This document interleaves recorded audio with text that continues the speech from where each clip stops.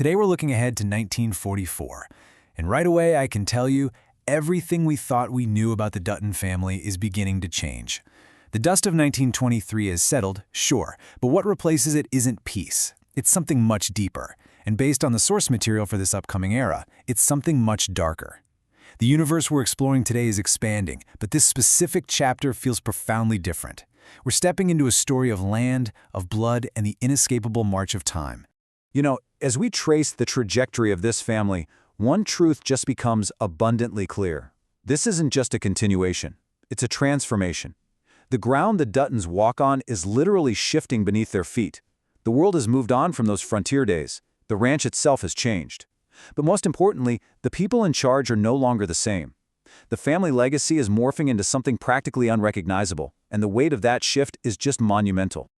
Section 1. A world left behind. The absence of patriarchs. Time is a relentless, unforgiving force in this universe. It moves like a creeping shadow over the valley, just swallowing the past whole and leaving only memories behind. And in this era, time has taken its heaviest toll yet.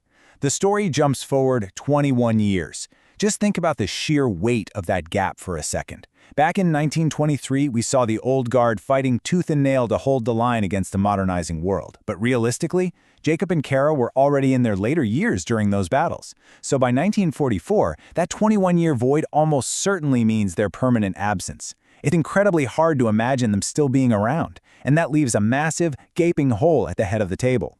For the first time, this family might not have a strong central figure holding everything together. The anchors, they're gone. Section 2. The Unlikely Guardians. Raising the Next Generation. So, when the Titans fall, who's left to carry the immense burden of the bloodline?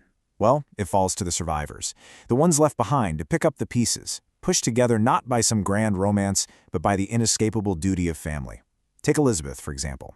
At the end of 1923, she leaves Montana after Jack's tragic death, heading back to Boston. But in this world, a goodbye rarely feels permanent. The sources highlight that 1944 is the perfect moment to bring her back.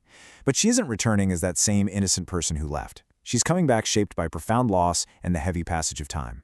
Her return wouldn't just be some emotional reunion. It's a structural necessity. The ranch needs stability. The family needs grounding. The next generation desperately needs guidance. And Elizabeth, she could be exactly the foundation they require. This leads us to a deeply fascinating dynamic between Elizabeth and Spencer.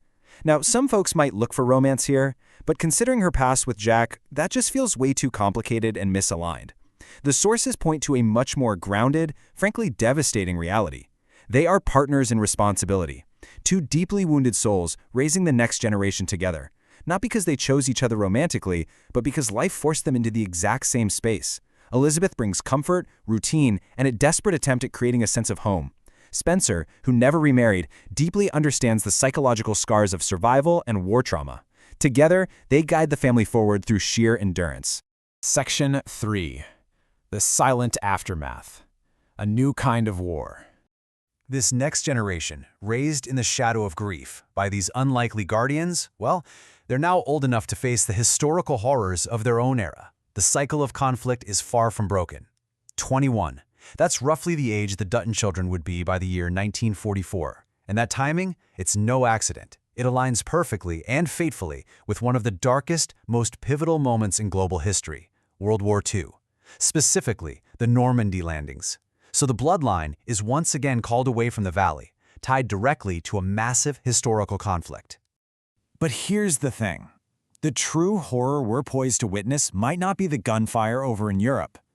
Instead of focusing entirely on the massive global scale of the battlefield, the story seems positioned to focus on what comes after. Just imagine the opening. This next generation returning home to Montana. Not to explosive war scenes, but to the suffocating silence that follows. The trauma. The dark, heavy adjustment back to a life that just doesn't make sense anymore. That is where Spencer's role becomes absolutely critical. He's lived through war. He intimately knows the demons these young men are bringing back to the ranch. Section 4. The outsider among them. Shifting power dynamics. Now, while external threats to the land are a constant, predictable reality for the Duttons, the most potent danger in 1944 seems to be a subtle, internal one, a shift in the very fabric of the family itself. The sources reveal a pretty crucial detail. Spencer has a second child with a widow, and this creates a deeply compelling figure, the outsider, A character searching for his place in a family that historically demands an absolutely unified front, yet doesn't fully accept him. So while we might be expecting the typical rivalry over borders or cattle, this internal dynamic drives the story in a much more subtle, powerful way. We're looking at an isolated figure threatening the core cohesion of the Duttons, a quiet, creeping tension that threatens to crack the foundation entirely from within. Section 5. The Price of Legacy. The Inescapable Reality. If we take a step back and look at the vast tapestry of this universe, through all the generations, the new relationships, the shifting power, one absolute truth remains agonizingly constant. Generational trauma is the true inheritance of this ranch. As the sources remind us, no matter how strong the characters are, no one is ever truly safe. Every single generation carries the immense, suffocating weight of the last. You can build the fences higher, you can fight off every rival that comes your way, but the loss is relentless. It's practically baked into the soil of Montana. Survival in this family always extracts a brutal toll. Which brings a heavy, looming sense of dread when we look back at Elizabeth. She is positioned as the linchpin for this new era's stability, right? She's the grounding force. But in this world, bringing her back, only to lose her again, it's a heartbreaking possibility, one that feels terribly, tragically on brand for a family that always pays for its legacy with blood. But this impending storm is still waiting on the distant horizon. Without any solid filming updates currently available, the expected release sits far out in 2027. So we are left waiting in the quiet before the thunder, anticipating the inevitable fallout of this transformed era while the pieces just slowly move into place.